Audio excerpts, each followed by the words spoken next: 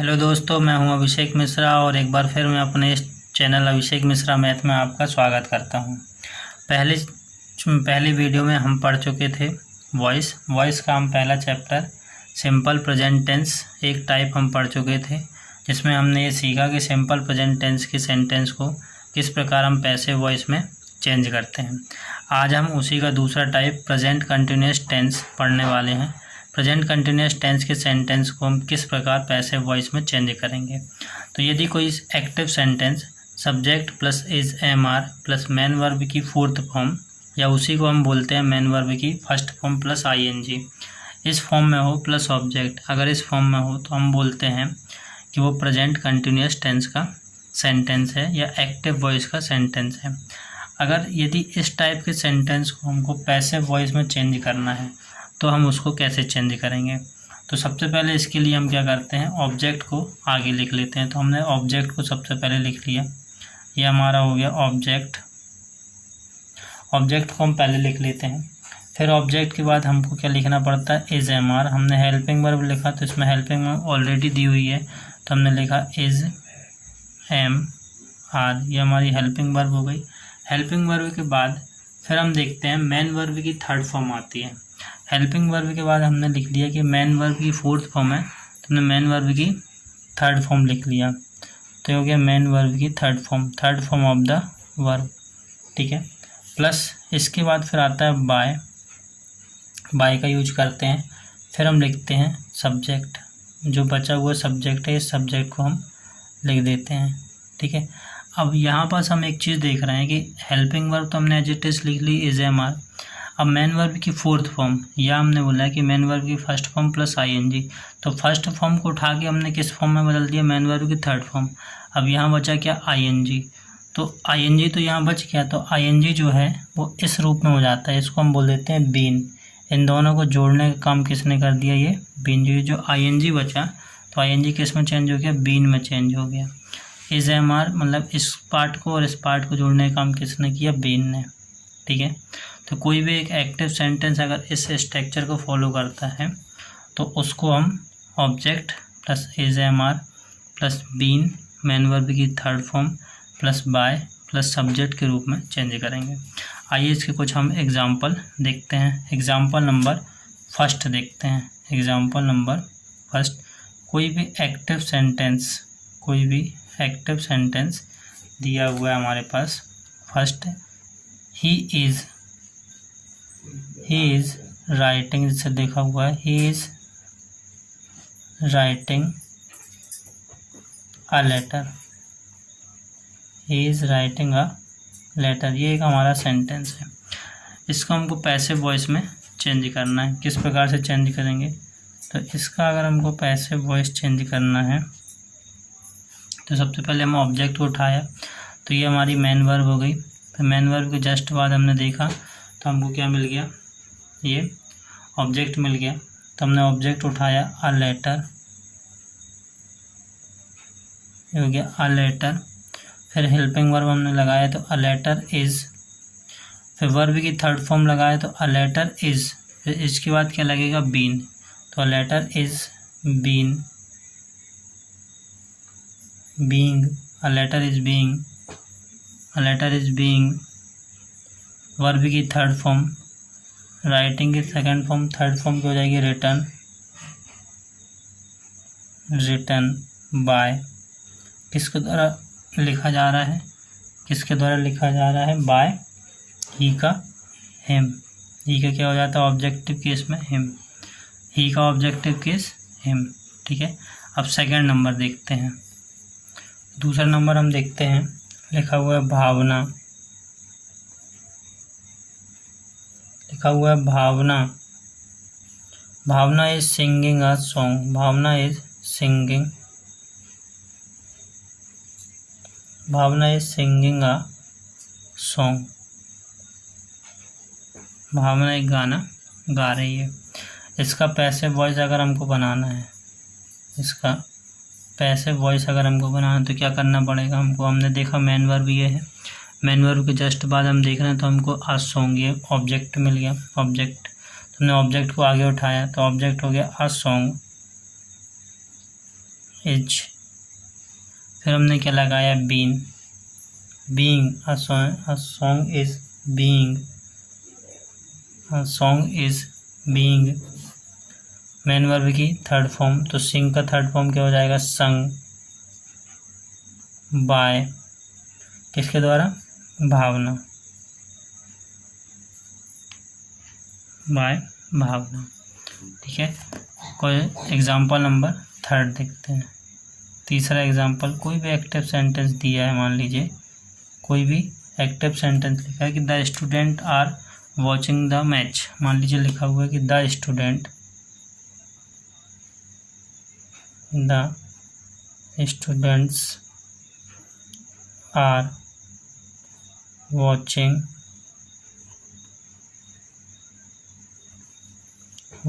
The match, watching the match, match देख रहे हैं। तो इसका अगर हमको पैसिव वॉइस बनाना है, इसका पैसिव वॉइस बनाना है, तो हम देख रहे हैं कि मेन वर्ब ही होगी। मेन वर्ब के जस्ट बाद हमने देखा तो हमको क्या मिल गया, ये ऑब्जेक्ट। तो ऑब्जेक्ट को हमने आगे उठाया, ऑब्जेक्ट उठाया द मैच,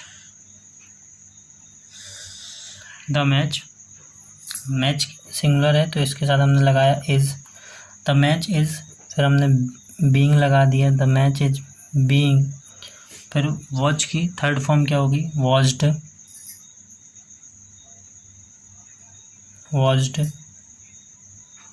बाय, किसके द्वारा देखा जा रहा है, by the student,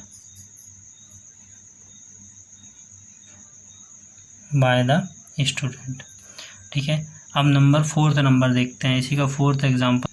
example number fourth लिखा हुआ है, कोई भी एक्टिव सेंटेंस लिखा हुआ है, कोई भी एक्टिव वॉइस का सेंटेंस लिखा है। मान लीजिए कि श्वेता इज आंसरिंग द, मान लीजिए लिखा हुआ है Shweta is answering, Shweta is answering the question, Shweta is answering the question. इसको हमको पैसिव वॉइस में चेंज करना है। तो इसका अगर हमको पैसिव वॉइस अगर चेंज करना है, तो सबसे पहले हम देख रहे हैं कि मेन वर्ब ये हो गई आंसरिंग, इसके जस्ट बाद हम देख रहे हैं तो हमको क्या मिल गया, ऑब्जेक्ट मिल गया। तो ऑब्जेक्ट को हमने आगे लिख लिया द क्वेश्चन। अब हम लगाते हैं क्या, हेल्पिंग वर्ब। तो हेल्पिंग वर्ब क्या होगी, द क्वेश्चन के हिसाब से इज, ये सिंगुलर है तो इज, द क्वेश्चन इज। फिर इसके बाद हमको बीइंग जोड़ना है, ING, बीइंग हमने जोड़ दिया, द क्वेश्चन इज बीइंग। फिर वर्ब की थर्ड फॉर्म, तो आंसर की थर्ड फॉर्म क्या होगी, ED लग जाएगा हाँ लास्ट में, तो आंसर्ड हो जाएगा, आंसर्ड बाय, किसके द्वारा आंसर दिए जा रहे हैं, श्वेता के द्वारा, बाय श्वेता। अब एग्जांपल नंबर 5 देखते हैं, इसी का एक और एग्जांपल देखते हैं। मान लीजिए लिखा हुआ है, कोई भी एक्टिव सेंटेंस लिखा हुआ है कि आई एम ड्राइंग, लिखा हुआ है I am drawing the picture, I am drawing the picture. इसका हमको पैसिव वॉइस बनाना है, इसका हमको पैसिव वॉइस में चेंज करना है। तो हम देख रहे हैं मेन वर्ब ये हो गया, इसके जस्ट बाद हम ये देख रहे हैं तो ये हमको क्या मिल जाएगा, ऑब्जेक्ट मिल गया। ऑब्जेक्ट को हमने आगे उठा के ले आया तो ऑब्जेक्ट क्या हो गया, द पिक्चर, द पिक्चर। अब पिक्चर के साथ हम क्या लगाएंगे, इज लगाएंगे, द पिक्चर इज। फिर हो जाएगा बीइंग, ड्राइंग से थर्ड फॉर्म ड्रॉन, बाय, किसके द्वारा बनाई जा रही है, बाय मी, आएगा ऑब्जेक्टिव केस क्या हो जाएगा, मी, आएगा ऑब्जेक्टिव केस मी हो गया। अब इसी टाइप से 6 नंबर अगर हम देख रहे हैं तो 6 नंबर हमने देखा, कोई भी एक्टिव सेंटेंस मान लीजिए लिखा हुआ है, they are not picking the flower, जैसे लिखा हुआ मान लीजिए कि they are not picking the flower,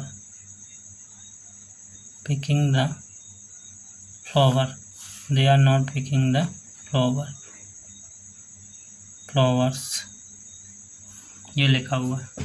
इसका हमको ऑब्जेक्टिव बनाना है, सॉरी इसका हमको पैसिव वॉइस बनाना है। अगर इसका हमको पैसिव वॉइस में चेंज करना है तो हम देख रहे हैं कि मेन वर्ब ये है, मेन वर्ब के जस्ट बाद हमने देखा तो ये हमको क्या मिल गया, ऑब्जेक्ट मिल गया। तो ऑब्जेक्ट को हमने आगे ले आया तो हो गया द फ्लावर्स। ये बहुत सारे फ्लावर्स हैं तो इसके साथ हम क्या लगाएंगे, आर। अब हम देख रहे हैं कि ये नेगेटिव में है, एक्टिव सेंटेंस किस में है, नेगेटिव में है। तो पैसिव सेंटेंस भी किस में बनेगा, नेगेटिव में। द फ्लावर्स आर, फिर हो जाएगा ये नॉट, फिर हमने लगाया बीइंग, नॉट बीइंग, फिर आगे क्या हो जाएगा, पिक्ड। पिकिंग का थर्ड फॉर्म क्या हो जाएगा, पिक्ड बाय, किसके द्वारा तोड़े जा रहे हैं, बाय देम। दे का सेकंड फॉर्म क्या हो जाएगा, दे का फिर क्या हो जाएगा, देम, दे का क्या हो जाएगा, देम। लेकिन यहाँ एक चीज़ ध्यान रखने वाली बात है, एक बात यहाँ ध्यान रखना है, क्या नोट करना है कि ये बाय देम का यूज हम नहीं करते हैं। क्यों नहीं करते हैं, कि the flowers are not being picked, जो फ्लावर्स है नहीं तोड़े जा रहे थे। यहाँ तक हमारा सेंस कंप्लीट हो जाता है। यदि हमारा सेंस कंप्लीट नहीं होता है तब हम बाय देम का यूज करते हैं। अगर सेंस कंप्लीट हो गया तो बाय देम का यूज हम यहाँ नहीं करते हैं। ठीक है, ओके। तीसरा टाइप देखेंगे प्रेजेंट परफेक्ट टेंस। अब हम तीसरा टाइप देख रहे हैं प्रेजेंट परफेक्ट टेंस। ठीक है, मान लीजिए कोई भी active sentence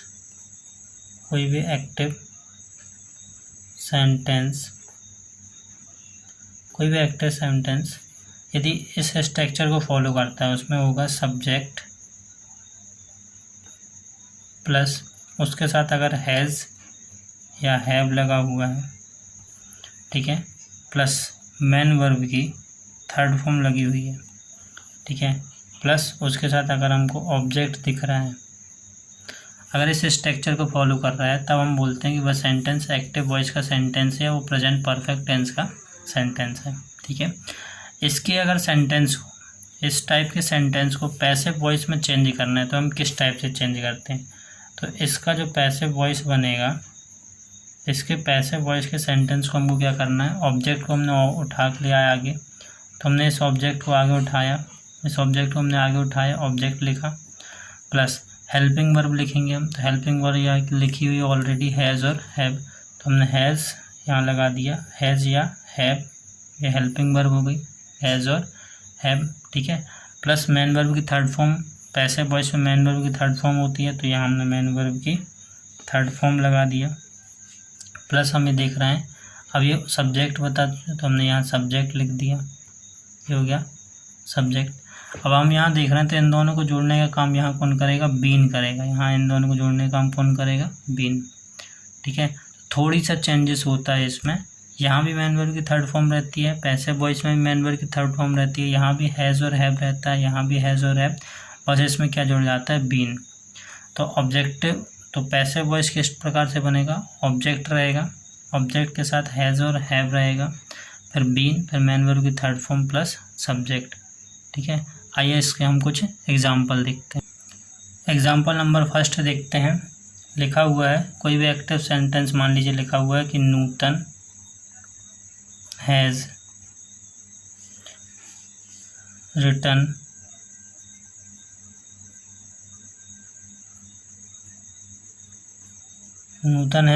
this letter.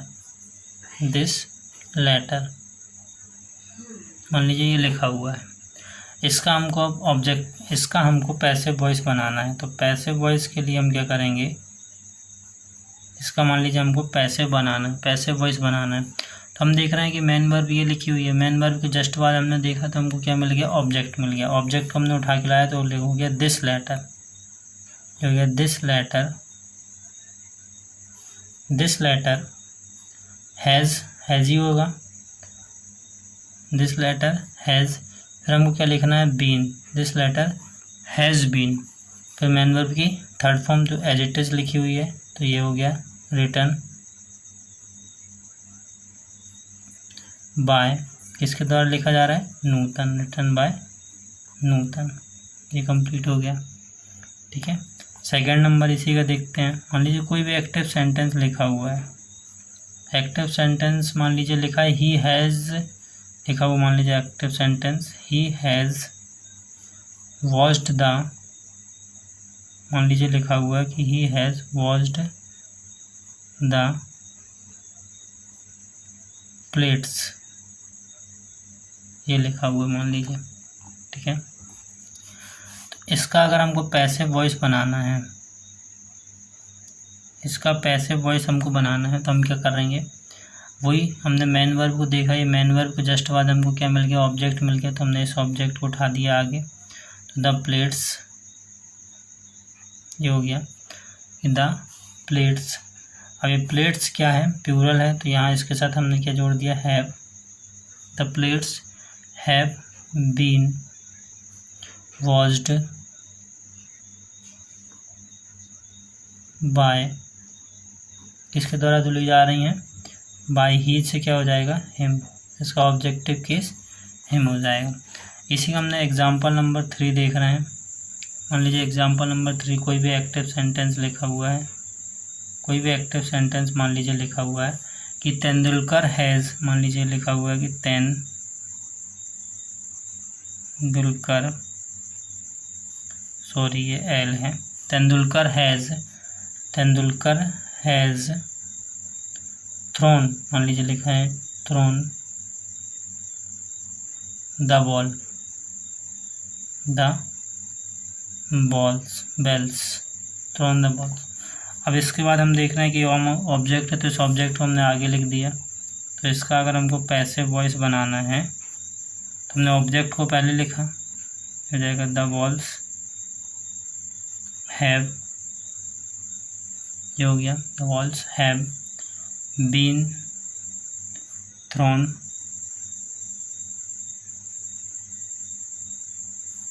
Bye, किसके द्वारा फेंका जा रहा है, तेंदुलकर, बाय तेंदुलकर। ठीक है, इसी का मान लीजिए फोर्थ नंबर देखते हैं, इसी का फोर्थ एग्जांपल देखते हैं। एग्जांपल नंबर 4, कोई भी एक्टिव सेंटेंस लिखा हुआ है, मान लीजिए कोई भी एक्टिव सेंटेंस लिखा हुआ है कि someone has stolen my watch, मान लीजिए लिखा हुआ है समवन हैज स्टोलन, मान लीजिए लिखा हुआ है stolen my watch, someone has stolen my watch, ये लिखा हुआ है। इसका अगर हमको पैसिव वॉइस बनाना है, मान लीजिए कैसे बनेगा पैसिव वॉइस, तो हम देख रहे हैं कि मेन वर्ब ये है, वर्ब के जस्ट बाद हमने देखा ऑब्जेक्ट मिल गया तो हमने लिख दिया माय वॉच, इसके साथ हैज़ ही आएगा, माय वॉच हैज़, फिर इसके साथ हो गया been, my watch has been stolen.